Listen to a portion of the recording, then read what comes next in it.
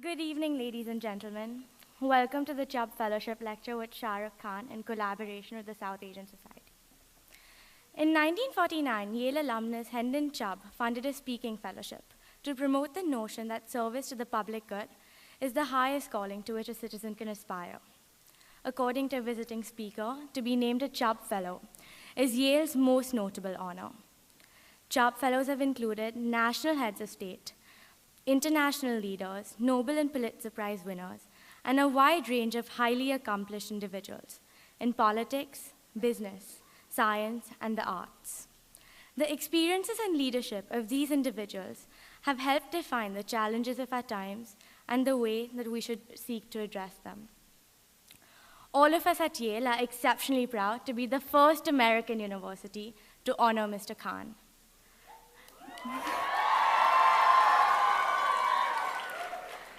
Mr. Khan, who waited for your arrival eagerly, and having you with us is nothing short of a dream. I'm sure everyone in the audience agrees with me too. Let me just get a general sense. How many of y'all have dreamt of seeing Mr. Shah Rukh Khan?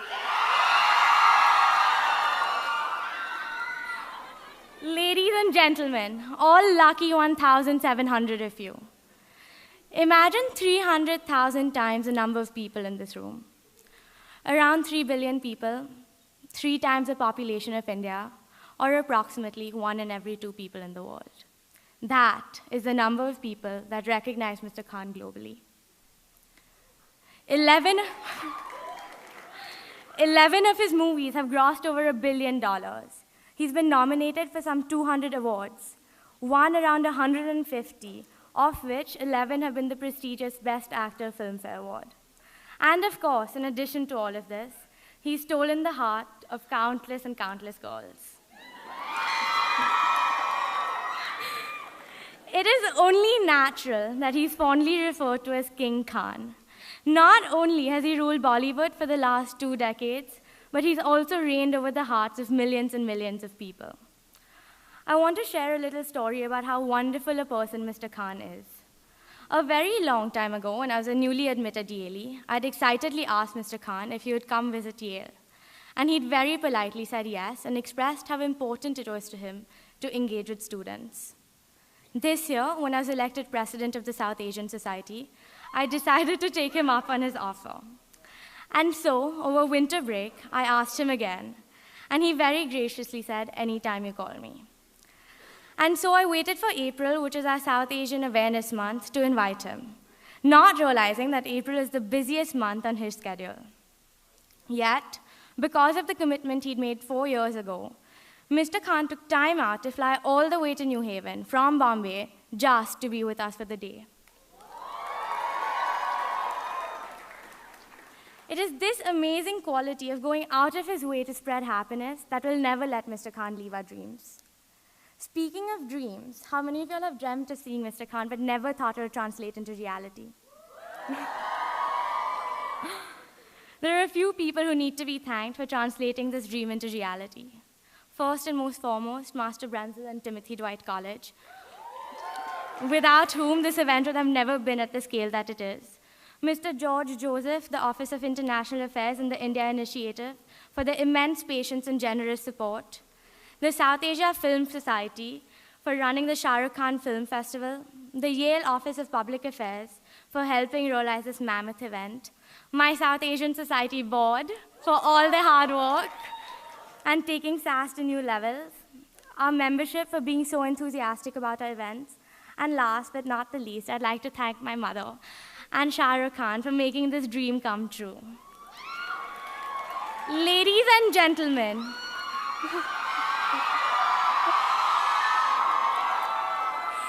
it is our honor to present to you, for the first time in an American university, the Badshah of Bollywood, King Khan, Shah Rukh Khan.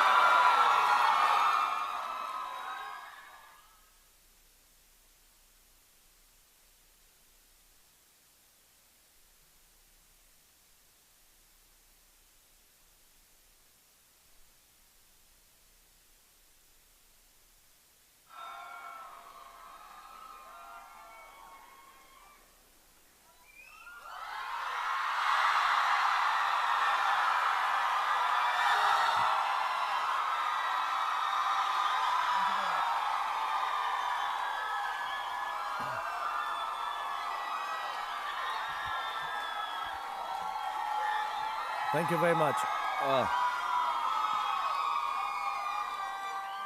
Thank you very much. And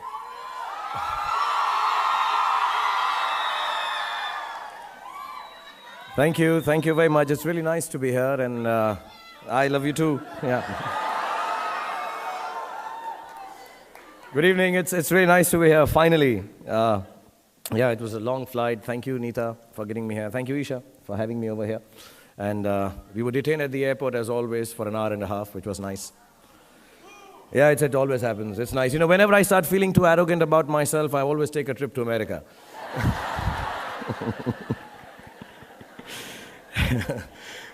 Yeah, the immigration guys kick the star out of stardom. And, but I have my small victories. You know, they always ask me how tall I am, and I always lie and get away. 5 feet 10 inches. Next time I'm going to be more adventurous. What color are you? I'm going to say white. Yeah, well, okay. So I'm supposed to be serious here because this is for students and kids. So first of all, let me just thank the faculty and students of the Yale University, fellows of Timothy Dwight College and the Chub Fellowship, and Master Jeffrey Brenzel for being so kind. Thank you. Yale Office of International Affairs and the Yale South Asian Society. And of course, Isha, for dealing and following up with the most disorganized and incommunicative person in the world, which is me, to fix today's meeting with you all. I'm really, really happy, very humbled, very honored, and thank you for having me over here. Okay, I have memories of, I've been here before. 5 years ago, I was here in Yale. I was doing the song. Some of the shots, you know, the ones at the graveyard, they were shot here. And no, I'm being honest, yeah. And it was very cold. It was, I think, 5th or 6th of December. It was snowing here. And I remember I was doing a song from Kabhi Alvida Na Kehna in the middle, yeah. And I was trying to kiss Rani Mukherjee while mouthing the words. We do that in Bollywood for all the guys who don't know how it is. Yeah, we sing songs and we try to kiss girls at the same time.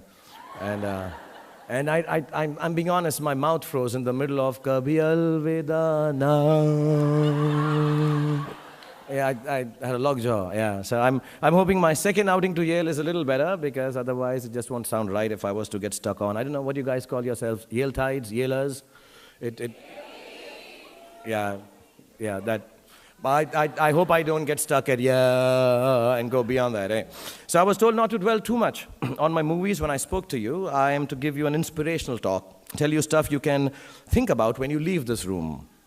Now that worries me, it gives me performance anxiety. About 1,500 of you here, hoping to hear words of wisdom from this sexy, desirable man who couldn't kiss a girl last time he was in Yale because it was too cold.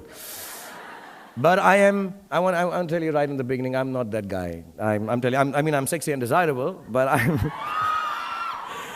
I'm not about to leave you any more inspired than you were when you walked in here. And I did this lame joke on Google. Yes, I go to Google and search everything there. Even my next script I'm searching on Google now.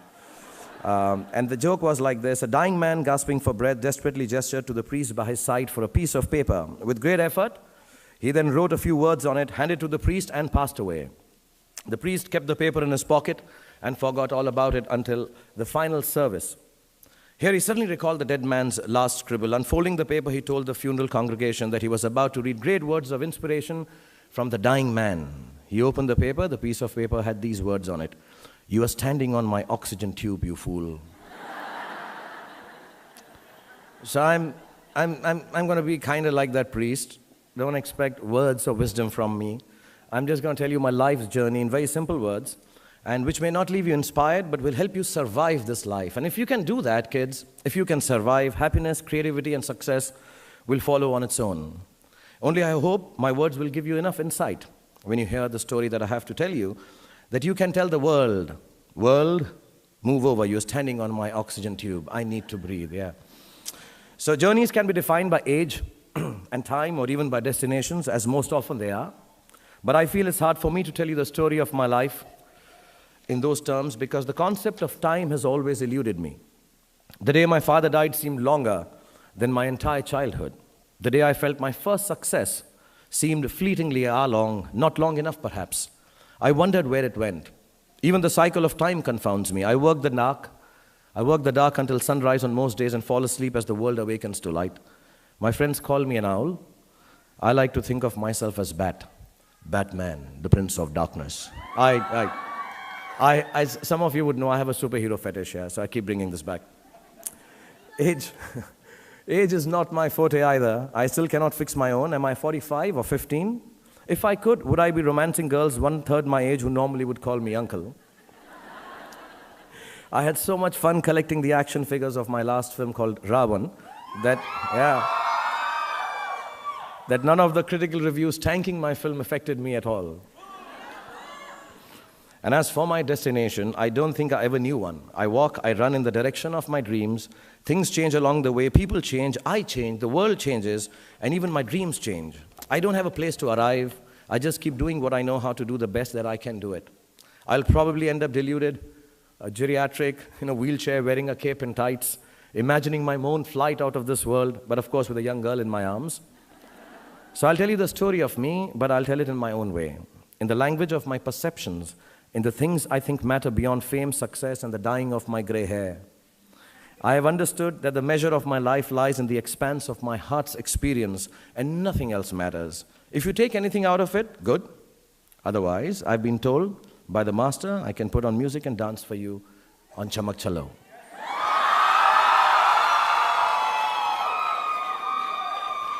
Okay, so first of all, yeah, we do that later. I know. People call me to these serious places and then say, oh, forget everything, just do the dance and go back home. Yeah. But I insist you listen to me, okay? Okay, I want to tell you, I have to tell you that I learned a few big words because I was coming to Yale, okay? Yeah.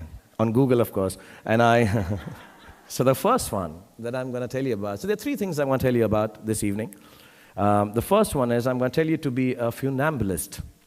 Now, yeah, that's a big way, yeah? Impressed?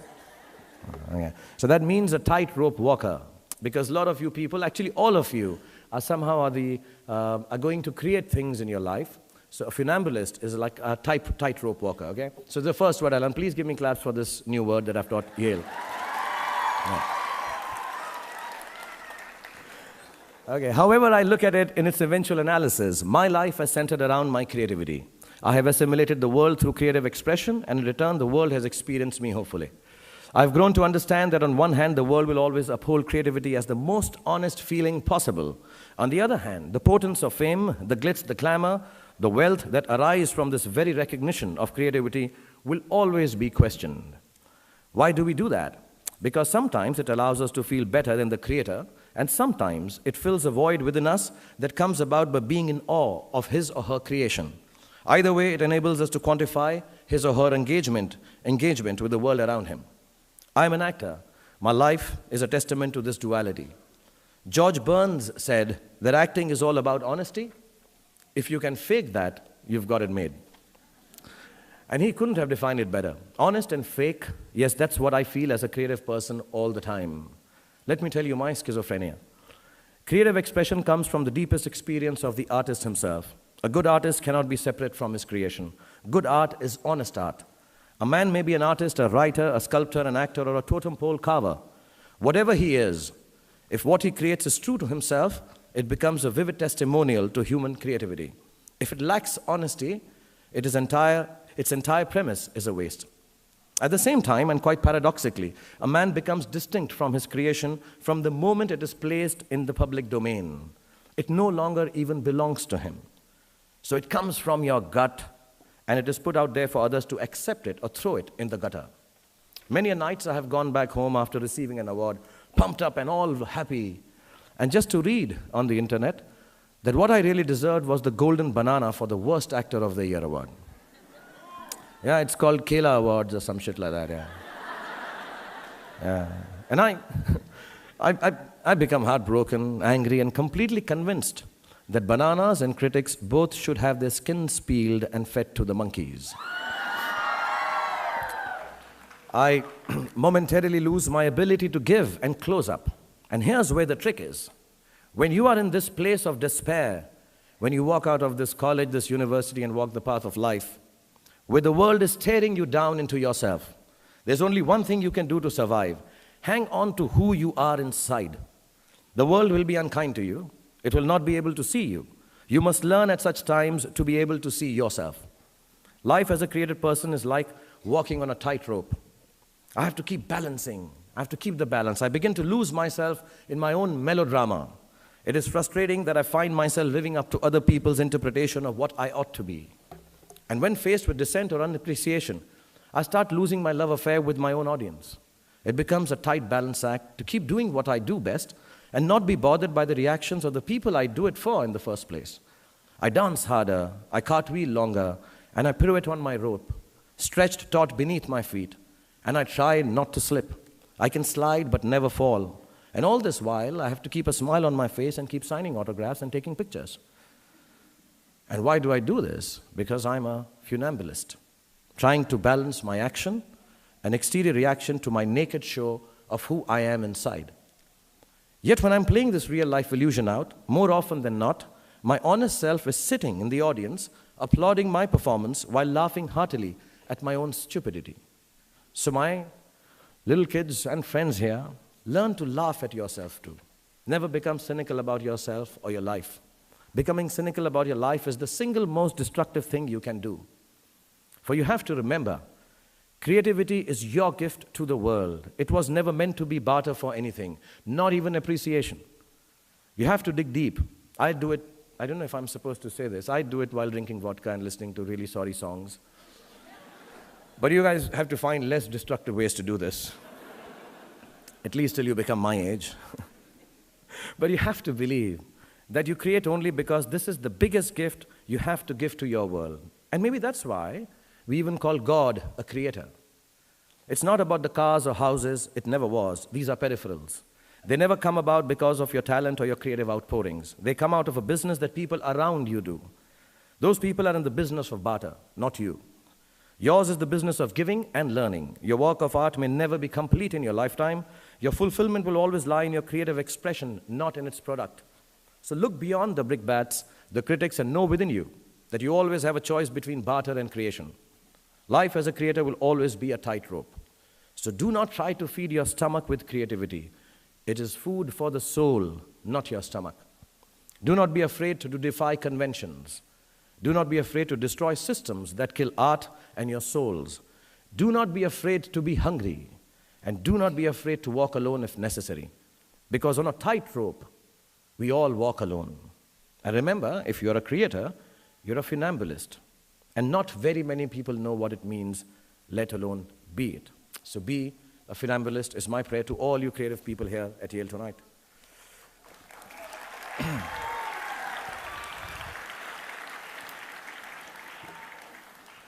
The second thing I want to tell you, and I'll go over it fast before you get too bored, is love your punching bags. Just as my life has centered around creativity, like every fellow human being, it has also centered around the wish to find happiness. Your age is the age when we most confuse happiness with gratification, so I will quite plainly tell you. If you are smart, if you want to survive life's relentless onslaught of challenges, you will sooner or later understand that the things that make you happy 10 years ago will end up being the ones that make you happy when you hit the geriatric superage stage also. So kids, start collecting your action figure heroes now. I have everything I could have aspired for at your age. I have success, I have fame, I have wealth, and I have 3 PlayStations. I do. I have one for the house, one for shootings, and one just in case because I can have one more. But none of these... But none of these have any consequence to my happiness. The only thing that does it is the love of my children. You don't have children. I hope.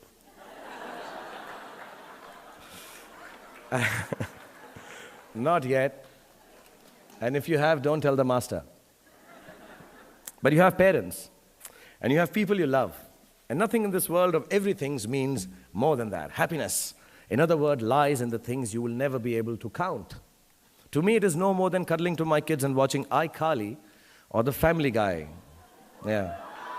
I think Family Guy is very cool. And then I think iCarly is also very sweet. Yeah.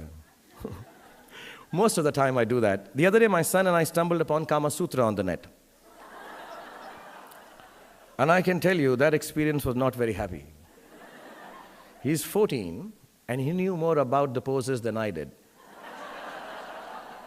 That sucked, yeah. I want you to understand this business of happiness well, because I know at one level, all parents are actually the same. Some look sterner, some are less fun, some are embarrassingly weird. But for each parent, the bottom and the top line of their lives is this: you kids are the greatest source of happiness.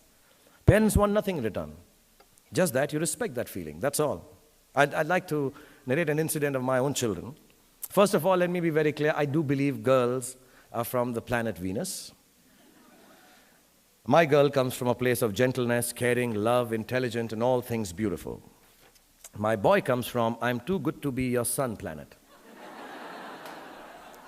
And I know this may make me very unpopular, but I wanted to say this while I was flying here, that if one thing that you take away from this lecture tonight, I want everyone to know, boys are obnoxious. Yeah. They are philandering, lying, cheating, supercilious, sneering, snobs. Right? Girls are good. Yeah. लड़कियों को पटाने के लिए ऐसा करना पड़ता है.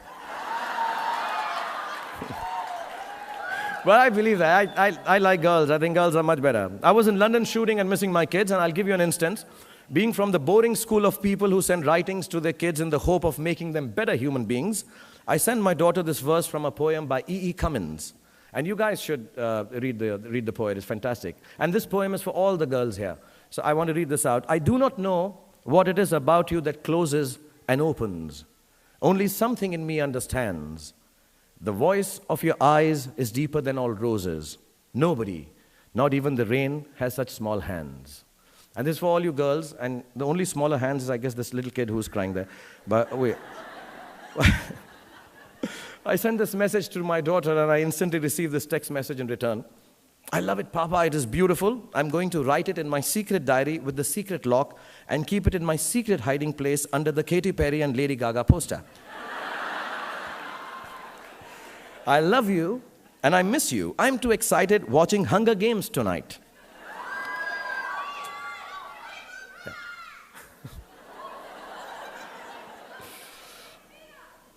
And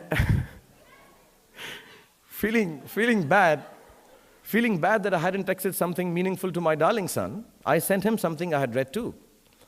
How are you, my son? I wrote. I miss you. Do you know, a boy is someone that a mother loves the most. Little girls hate him. He is truth with dirt on its face, beauty with a cut on its finger, wisdom with smell in its hair, and hope of the future with a frog in its pocket. I love you. He replied back with one letter of the alphabet. No, it actually is very close to you. It had a but in front, and it says but, and it had the Y of Yale. Why? I mean, like, so why are you sending such boring messages? And of course, there was an emoticon, one of those squiggly little things, which I can't make out what they're expressing. I wanted to fly to Mumbai and hang him upside down till he looked like a silly-faced emoticon himself. But I didn't. I just smiled. And both replies made me feel love for my kids. Whatever they do, as long as they're happy, it makes me happy. So I speak to you as a parent of two very weird kids. Whatever you do, whichever mistake you make, however you react to them, your parents are your best friends. They might be boring, silly, or stern at times. Maybe some of you are embarrassed of yours. I know my kids are of me. But if ever any of you are in trouble, of any kind, the best friends you can always trust to watch your backs are your parents. They will always come good. I lost my parents very early in my life, and I miss them dearly. So all of you who still have yours, don't listen to them. Fool them if you must. A bit of lying is also welcome.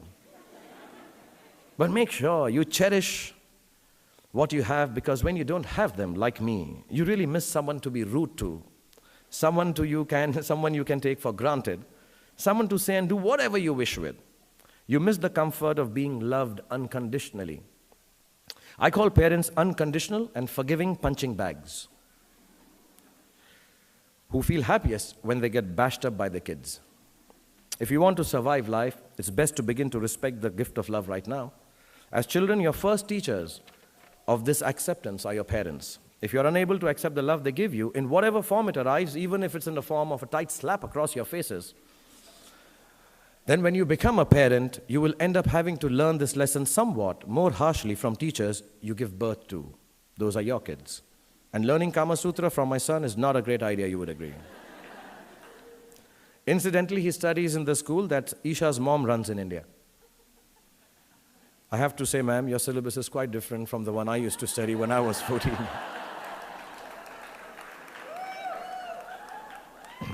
She's insisting that she will get Kama Sutra in Yale also very soon. And the last bit, a fiendish friend called failure. Whether I like it or not, my life has also been in constant play with what the world calls success. Success is a wonderful thing, but it tends not to be the sort of experience that we learn from. We enjoy it, perhaps we even deserve it, but we don't acquire wisdom from it. And maybe that's why it cannot be passed on either. Me being successful does not mean my kids are going to be successful, even if I teach them everything that I know and how to do it.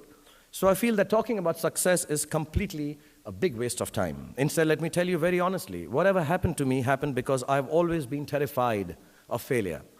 I don't want as much to succeed as much as I don't want to fail.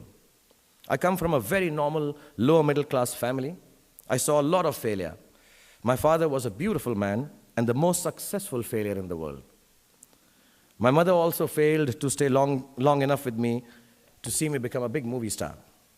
We were quite poor, actually, and let me tell you, poverty is not an ennobling experience at all. Poverty entails fear and stress and sometimes depression. I watched my parents go through this several times.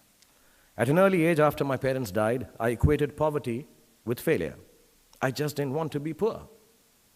So when I got a chance to act in films, it wasn't out of any creative desire. I say this honestly. It was purely out of the fear of failure and poverty. Most of the films I signed were discards of better-known actors, and the producers could not find anyone else to do them. I did them all to make sure that I was working to avoid unemployment.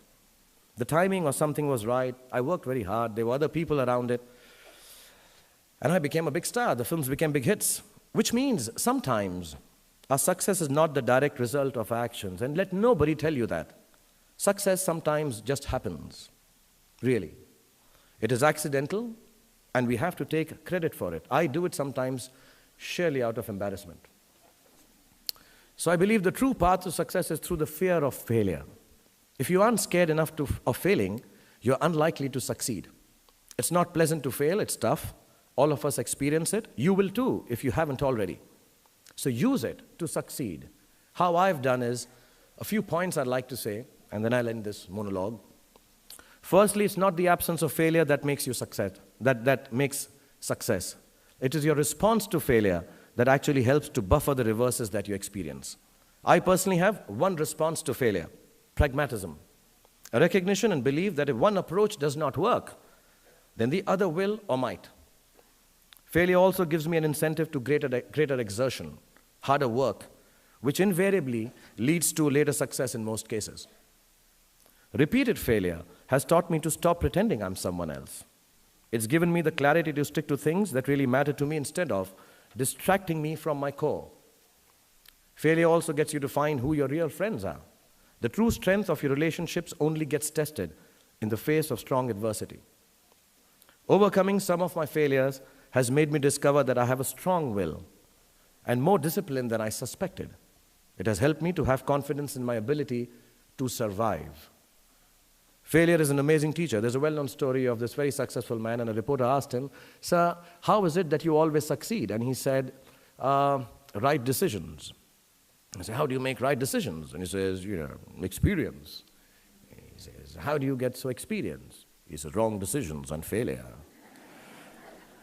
So do fail, and it's all right to fail. You have to know and learn that life is not just a checklist of acquisitions, attainments, and fulfillments. Your qualifications and CVs don't really matter. Instead, life is difficult and complicated and beyond anyone's control. The humility to know it will help you survive its vicissitudes. This is the second big word that I'd learned. Yeah. But I don't want to sound dark. My hope for all of you is that you retain a lifelong love of learning, that you never cease to dream exciting and inspiring dreams. And when you fail, you fail well enough to succeed the next time. Don't be afraid of being afraid. Be afraid of not facing your fears and failures. As I was coming here, and this is my dream, I was telling the press outside when I walked in here, I sent a message to my little daughter who's 11 and a half, my son 14, and I said, it's one of the most beautiful institutions I've seen in my life. Genuinely, you guys are fortunate to be studying here. And if I really wish my kids are good enough like you, all you young boys and girls and all the parents who've helped them do this, are good enough to reach here and study and get this opportunity. So I wrote to my daughter and said, so pretty and nice and beautiful, I wish you could come and study here. And she sent me back a long message, as she always does. Is it pretty, Papa? Is it nice? It is snowing there, because I told her last time I was here it was snowing. And my son sent me one alphabet, K, which I have understood when you extend means okay. Yeah. And for some reason, he's also written, Papa, Chuck Norris has trained his dog to pick up its own poop. Because Chuck Norris will not take shit from anyone.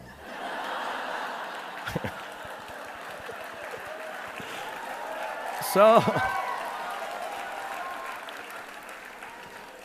remember, all boys and girls, that you're fortunate enough to be funambulists. You have an amazing set of punching bags. Your parents cherish them always. And failure is your fiendish friend. Keep him close. And as my son sent a message, don't take no shit from anybody. God bless you. Thank you very much.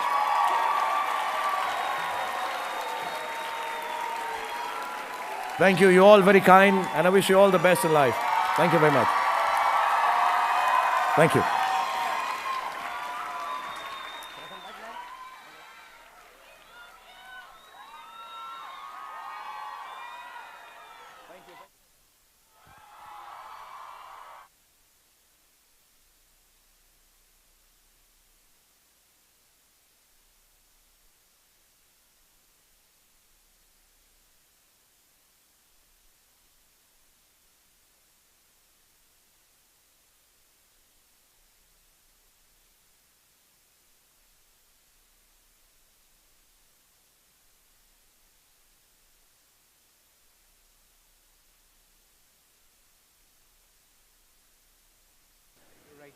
Oh, am I? Yeah. Are you sure? Yeah.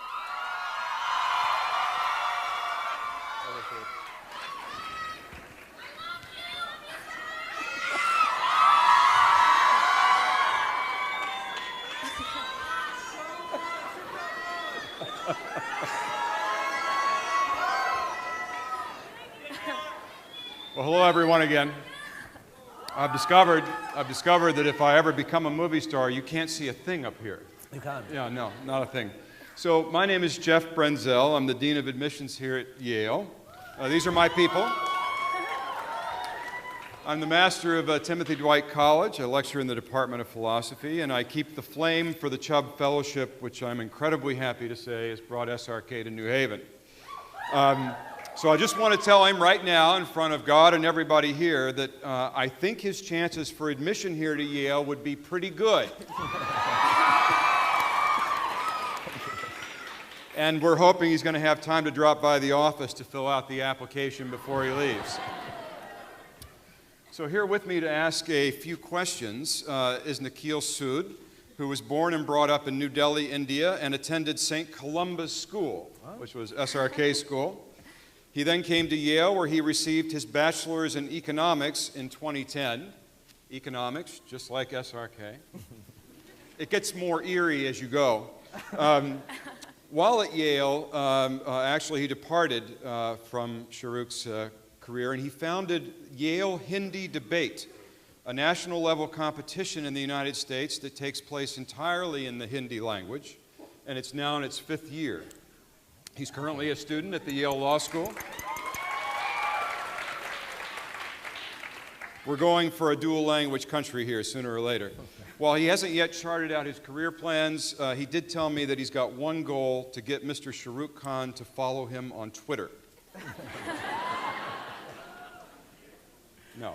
Make it like that. Not yet. He hasn't achieved this goal yet. Then we have Sarika Arya, who graduated from Yale College in 2011 with a double major in ethics, politics, and economics, and also theater studies. Her parents emigrated from India to America, where she and her brother were born and raised until they moved to London for several years. While here at Yale, Sarika studied international affairs, human rights activism, and the use of theater to impact social change. She's currently working as a Woodbridge Hall Fellow at the Yale Office of International Affairs. Next year, she's off to London School of Economics. So please welcome the guests. Well done, both of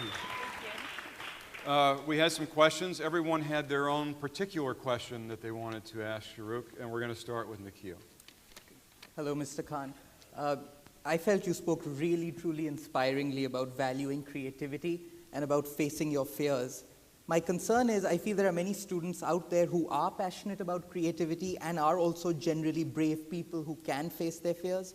But in spite of this, they choose safer, more traditional, non-creative paths in life because they feel the creative path is simply too risky, no matter how brave they are. And even though they love creativity for its own sake, not for bartering it for money, they feel they'd still need to be able to pay the bills, and that might not happen.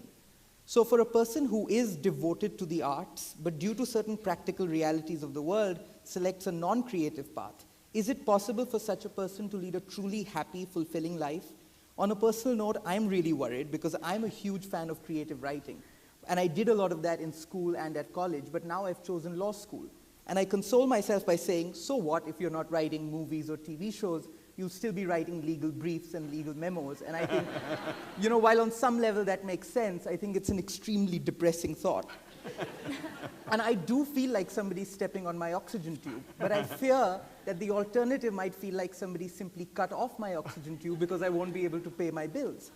So my question really is, and I ask this on behalf of everyone like me, can I be happy? And if so, how?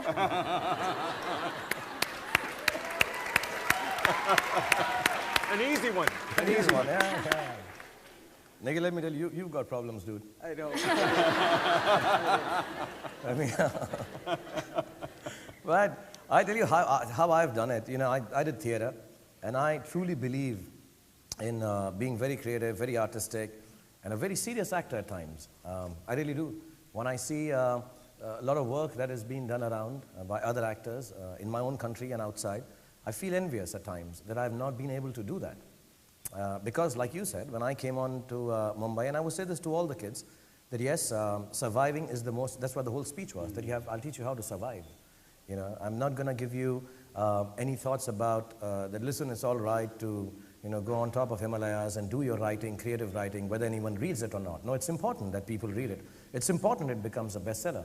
As a matter of fact, I very shamelessly say I am the most capitalist human being that you will ever find on the face of this earth.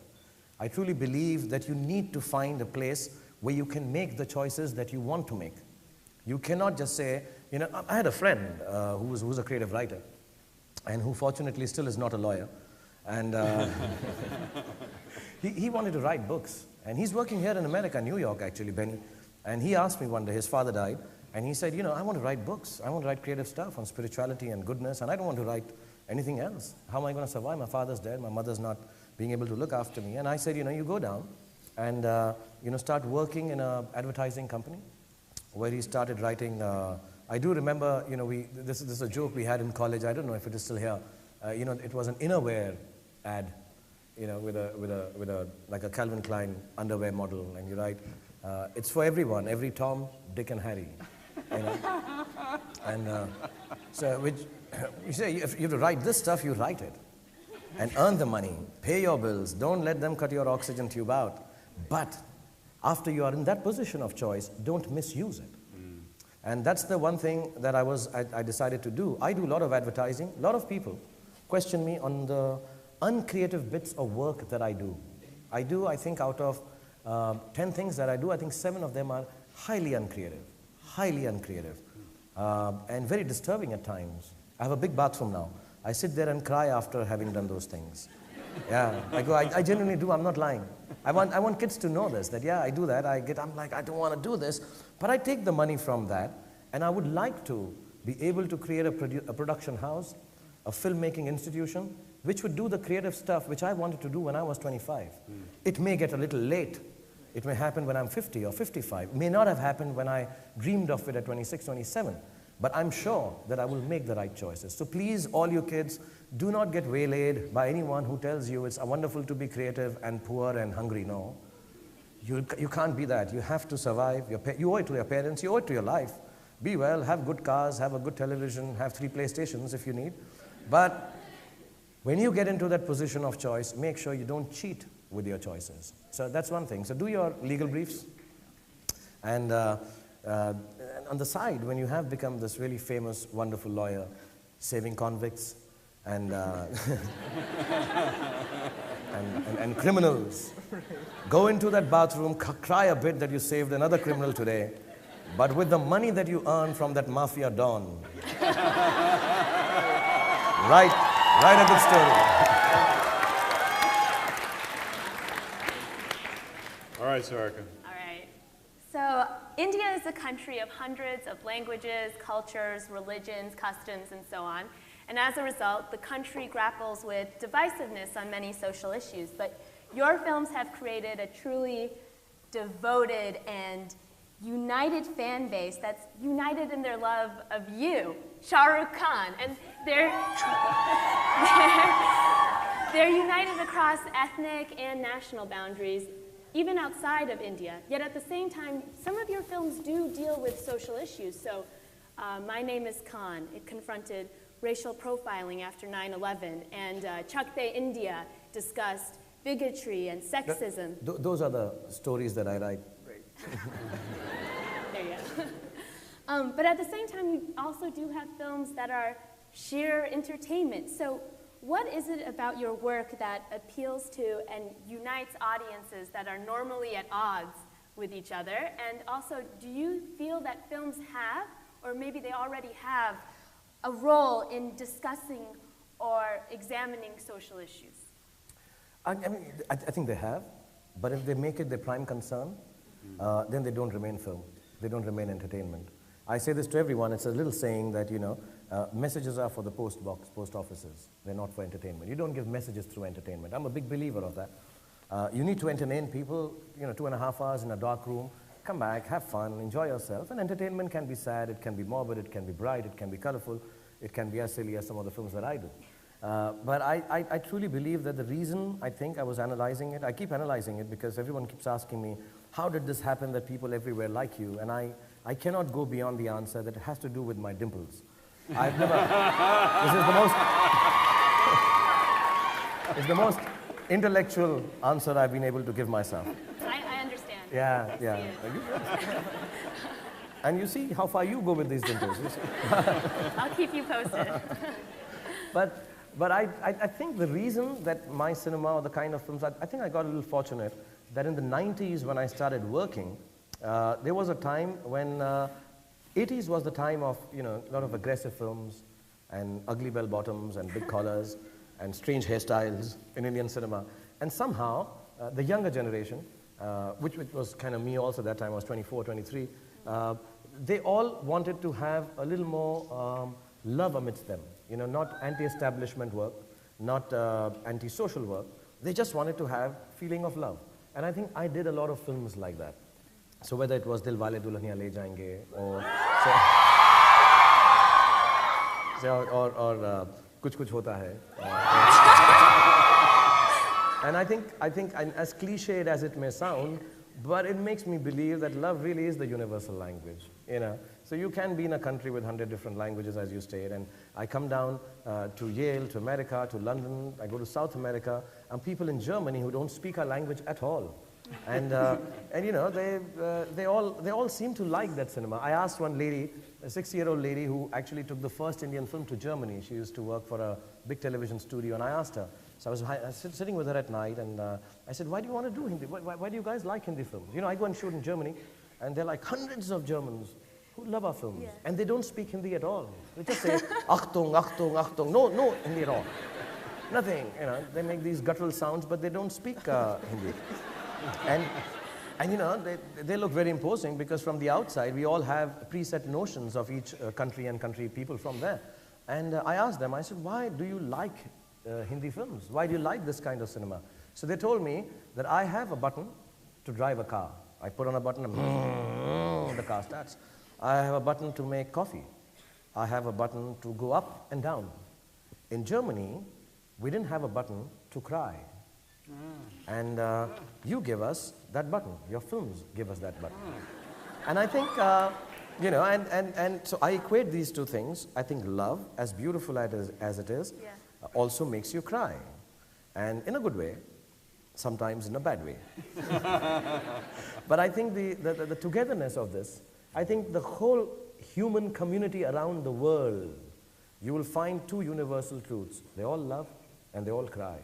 And I think if your work, if your writing, if your job can deal with that without knowing it, you will be bringing social changes. You don't need to make an attempt.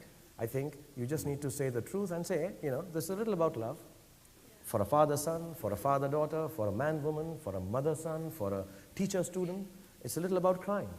And when you write stories like that or show stories like that or incidents like that, I think it just unites us because we all do go into that bathroom and cry. So we all have that bathroom and I think we all feel like loving. So I think, I think if you keep it as simple as loving and crying, each cinema, each theater, everything will have its social impact. Thank you. Right.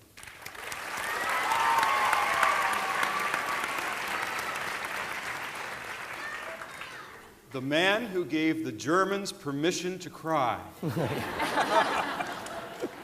A life. That's fantastic.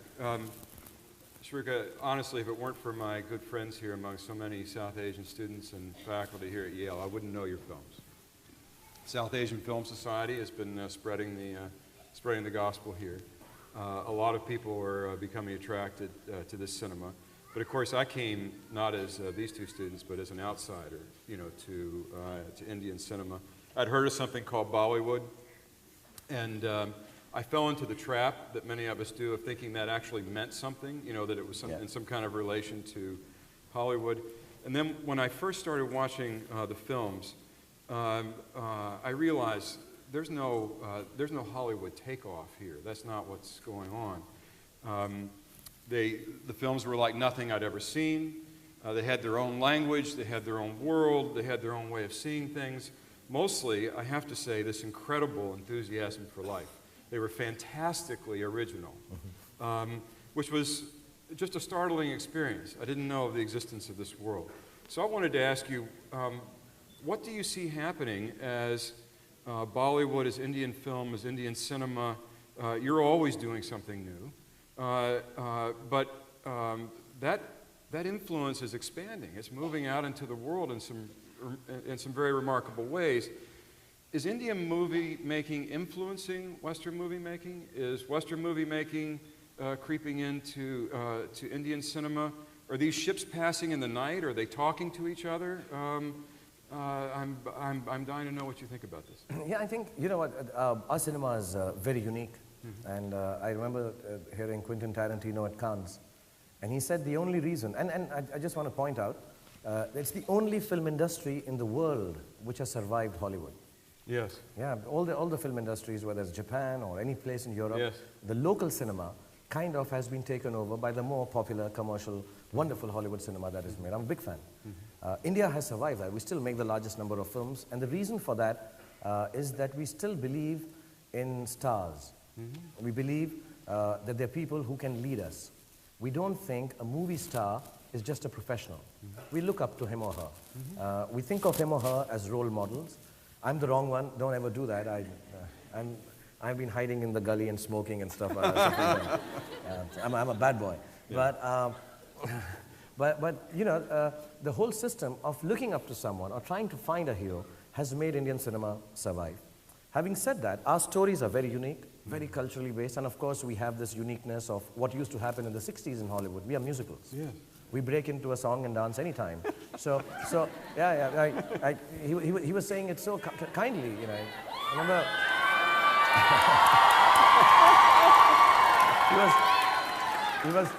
he was being so wonderful and said, you know, I was startled by them. It's bloody shocking. I was. What we do on screen, yeah, I know. It's like, why are they dancing? Yeah, so we do that. And actually, our films are like a variety show, a cabaret. Yeah, because, like she said, we have 100 languages. We still live in one family households. So the grandmom's there, the grandchild is there, the great-grandchild is there.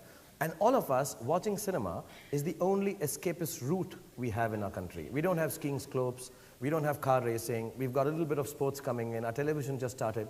So what happens is you need to have that area where you want to say, listen, I'm not bothered about life. For these 2.5 hours, I'm going to be overawed by this fun. And the grandmom says, I want to hear actually something spiritual. So we put spiritual. And she says, I want to see this cool guy with dimples dancing. We say, okay, cool guy. Yeah? And you say, I need to be startled. So here, startling you. So we put everything in it, you know, and unabashedly so, and happily so, and celebrate life, because life, I think, has all of it put in, you know, life has never been that you don't sing. You sing while shaving, and you have a fight, and there's no isolation of emotions in real life. Everything is happening together. And it's wonderful when I see Western cinema that it isolates emotion. It's more linear, there's more storytelling, there's more character-driven stuff. But I think our cinema, because it is just celebration and celebrative, it makes you feel a little attracted to it. You know, you say, okay, let it be now. I'm just going to sit down and watch this and have fun. A lot of technology from Hollywood, people like myself and the younger actors and directors want to take it on, because I think technically the Western cinema is about 40 to 50 years ahead of us, and we need to bring it to India. That's the only way we will be able to come up in the international market. We are about 0.002% of world market as far as economics go. We make the maximum number of films, but in terms of economics, we are very small. The only way we can do that is not change the language of our films, the technology and the technique of storytelling. You know, we do it in, we do films in 3 acts. We have an interval. You know, I have to tell you this incident. I made a film called Ashoka, which was about Gautam Buddha and Ashoka. It was a great film, I thought. And unfortunately, sorry to have to mention it, it released on 9/11, so it kind of tanked, didn't do well. And I was showing it to an English set of audience just before I came here. And the film went on, and it's really long. We make 3-hour-long films, you know. And so before they all entered, so I had all these British people saying, why do you guys have intervals? What does it mean? Why should we have to break into, you know, it breaks the whole sequencing of a storytelling. So I said, I'm sorry, but we have an interval. After 1.5 hours, they were like holding my hand. Why don't you guys have the interval now?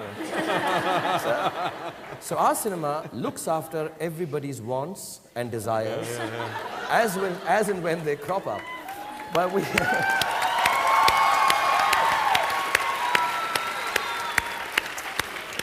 But yeah, there is a whole mix together. I think technically, if we do better, we'll have more world cinema audience going watching it. And story-wise, I think our stories are about hope and simple hopes. You know, and they're not too outlandish, though it seems so sometimes. Everyone tells me Indian cinema is unrealistic, but it's as realistic as the President of the United States sitting in Air Force One and going and destroying a meteor. And we say, oh, wow.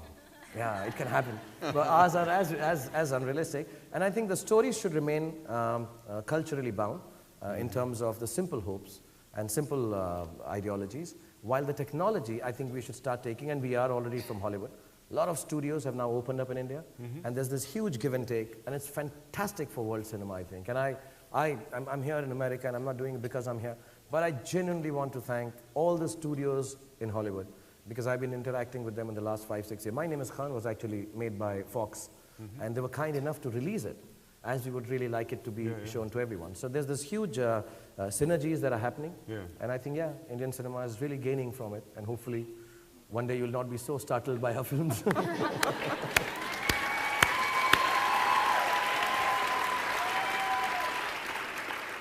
So just some advice for my fellow white people who are not Germans in the audience, because I know that you haven't watched enough of these films. This is something to go home now and do, and I hope it inspires you that you've heard a little bit about it. You will want to relax. You'll want to have a very comfortable couch. You'll want to be surrounded by some nice food and some family and friends. And a grandmom. Grandmom should come visit while you watch Indian films. Nikhil, another question? Okay, so you've achieved so much in so many different fields. You're a globally successful and adored actor and producer. You own a cricket team. You're a philanthropist, and I think you're a real role model for all of us. My question is, what next? And I know that you maintain that you always want to keep making people smile. But is there a specific kind of film or project that you really want to do and haven't yet done? I suppose what I'm asking is, what is the biggest, most exciting, most motivating thing on your to-do list, if you have one? No, Nikhil, I'm sorry, I've been just very, like I said in the beginning, that I just work towards my dreams and just keep running. I don't know where I'm going to stop, and things happen along the way. I started wanting to be a soccer player. I did economics, I did mass communications, my master's in that. And everyone thought I'll do something intelligent, but I became an actor. And I came to Mumbai for a year because my parents died. I told my wife, I said, we just go for a year, come back. I told all my friends that, I'll be back in a year because they kicked me out of there. It's 21 years, and I'm still there. So things just happen. And I realized the core is really, and my job, and as an entertainer, and people may look down upon it at times, people may be happy with it, some people may not appreciate it. But my bottom line is, whatever it takes for me to do to make you feel happy. So if you want me to say a dialogue, I'll do it. You want me to take off my pants and dance, I'll do it. See, as long as I'm being very honest, I can turn around and give you a big spiel about what next and the kind of stuff that I want to do, take cinema to the next, stretch the boundaries and extend the reach of Indian cinema to global recognition. But no, I just want to make you smile. So if you tell me, I have this huge dignity of labor thing in me. That whatever I do, I've done street theater, and I've done big films like Ravan. It was a dream to bring visual effects into the country. My kids wanted to see a superhero film. And so I do all that. And I never think of the business behind it, to be honest. And whenever I come, wherever I go, whichever place I'm in, if people tell me, listen, Shah Rukh, can you say a line from this film? And I say, yeah, if that makes you happy. If somebody tells me, can you just get out of this party, that'll make me very happy. I say, yeah, get out of the party. So I don't have, I want to make a studio. I want to make a stadium. I want to make my cricket team win. I have a lot of thoughts, a lot of dreams, and but through all this, I hope I'm able to make people smile doing that. Even while I lose with the cricket team, I hope people smile a lot while I'm losing. So that's the only thing. And I think if you keep it basic and simple, that's the best way. I think that's, so yeah, I know. I want to make an animation film. I want to remain young, to be able to romance with my son's girlfriend. I've got some stupid ideas too, yeah. Thank you. All right, Saraka, one more quickly. Okay, so your appeal is universal, and it inspires astounding devotion. In fact, many of the audience members here today have traveled far distances to see you for this short appearance. And also, we'd love to thank you for traveling halfway around the world to see just us. Thank you. So you talked a little bit about this fan base that you have among the Germans, and I heard it's also in Poland. So maybe you could talk a little bit about what's up with that. And then I also know that you evoke a frenzy that some people would go so far as to describe as religious. And I was wondering, how do you feel about that? And how does it affect your mission to create honest art? And do you think it's sustainable? I mean, if all of this ends, how do you think you'll come to terms with just being your honest self, just being human? I shoot myself. No, I hope not. Okay, so it's not ending then. I truly believe, I'd be very honest, I didn't know how it started. I truly believe this is never ending. And when you say this, that you have these people in Poland, and you have in Germany, in Japan, in Malaysia, Southeast Asia. I have woken up, I was shooting a film called One Tuka Four many years ago in Indonesia, in Malaysia. And I was very tired. And I went down to this small little house, and I slept on the chair. And when I woke up, I had this 40 family members sitting. And they were all looking at me like this. So I got up, and I was very awkward because, I woke up in some unknown person's house. And when I sleep, when anyone sleeps, you don't look too good. I don't know. You know. No, yeah. Something like that. Yeah, it looks very, very, very un-rock star-like. You know, so I was this thing, and they had their hands like this. They had a little temple with my picture in their house. Yeah, and I was really taken aback that the stuff that I do, which is mostly monkeying around, falling down, singing, just having fun for 8 or 10 hours a day on my sets, actually invokes this kind of reaction. And the first thing I realized, what you asked me, is that the one thing I will never ever do is take myself seriously. I will never try to intellectualize what I do. I would like to be as silly as I was when I was 4. I would like to do exactly the same thing that I did 20 years ago, because when I go back 20 years ago, there's a new set of audience which is as silly and comes and appreciates it. Right? So you have to keep on doing that. I've never tried to take myself more seriously. Like I was reading it here when they were showing that I've got 100 awards or been nominated for so many. I've got the Padma Shri and I have this wonderful fellowship. But I am not going to ever become more serious or intellectual because I have all this. I'm going to do exactly the same stuff. I'm going to have fun. And that's why I believe it'll never end. It'll never end, because the day I start intellectualizing and taking myself seriously, my art seriously, and what you asked me just now, that, you know, how are you going to make sure that your art is serious and honest? I think it's going to be honest as long as I'm silly and stupid and childlike and innocent and naive and an idiot. As soon as I become an intellectual and I become serious about this stuff, I think I'm going to lose it. I'm going to be, you know, sitting somewhere in some big hall giving a lecture about how art should be the most important thing. I don't want to do that. I just want to keep on being stupid. That's it. I think to all your kids, please, yeah, just be silly and idiotic. Yeah. I can live with that. So, speaking of which, you've been sitting around for a long time. You had a long plane ride to get here. You feel like moving around a little bit? Yeah. Yeah.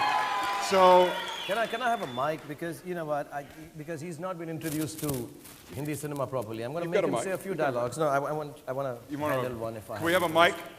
Can we just handheld have mic just here? any mic? Because No? he's got sound. We just need a mic. Do you want to fake Any mic. like a...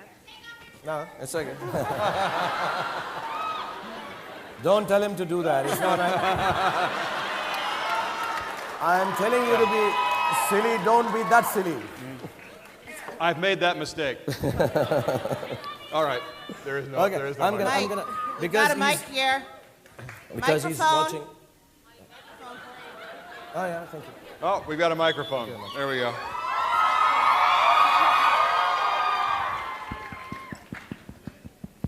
So because he's been introduced to Indian cinema, I'm going to teach him. I'm going to teach him some of the Indian dialogues that I've done from some of my films. Because so you have to say it after me, okay? All right. So I'm going to teach you a bit of Hindi. So the next time you watch a Hindi film, you'll understand it a little better. I do speak German. Oh yeah, okay. Achtung. All right, so I do a dialogue from Kuch Kuch Hota Hai? Oh, Don, okay. Oh, Don, okay, I do Don. Don is a film I played a bad guy in. So they're saying you should do it from Don, okay? Am I a bad guy or You're good guy? the bad guy. I'm another bad Yeah. guy. Okay. So we need to, yeah, just stand here.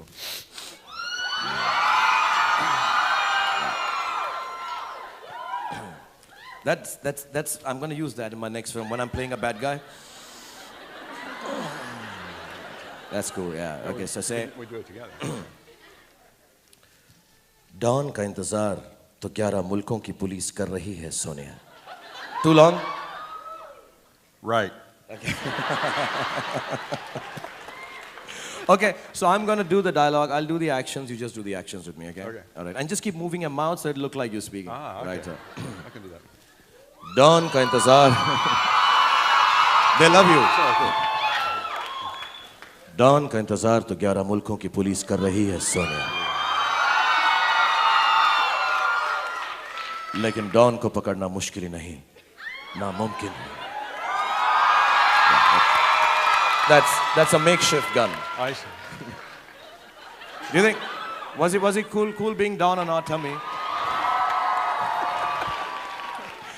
Okay, and I'm gonna request him because, okay. See, that's how Hindi films are, they make you silly in a second. All right, so I'm gonna request everyone, you guys also come on stage. I'll do a little chamak chalo for you guys. I can do a little dance. You'll also have to do it with us. We have Yale's best dancer, Natalia Kozla. Okay.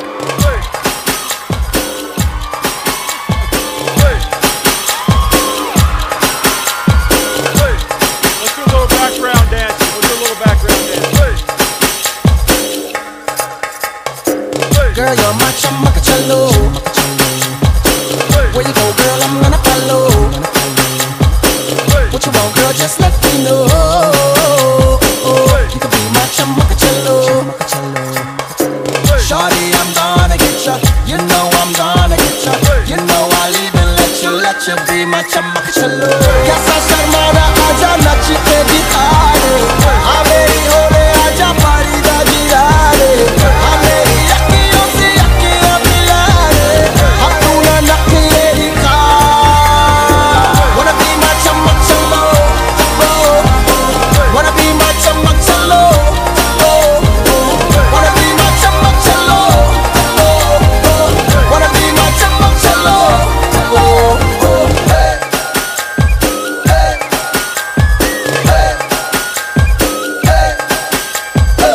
तू मेरी चमक चलो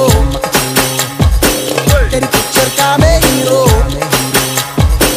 Give it to me दिल मुझको दे दो You can be my चमक चलो Shawty, I'm gonna get ya You know I'm gonna get ya Maybe I'll even let you be my चमक चलो कैसा शर्माना आजा नच के दिखा दे हाँ मेरी हो ले आजा पारी दा गिरा दे हाँ मेरी यक्कियों से यक्कियां मिला दे हाँ तूने नखरे दिखा Wanna be my चमक चलो Wanna be my चमक चलो Wanna be my चमक चलो Wanna be my चमक चलो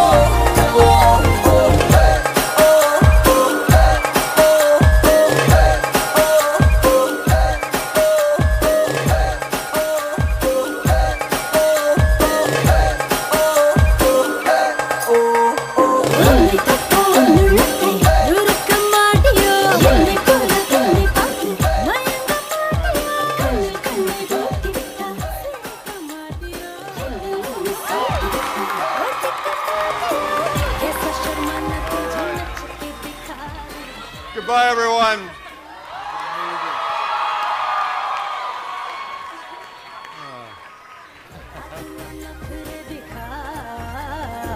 Wanna be my चमक चलो Thank you everyone. Once again, guys, thank you very much.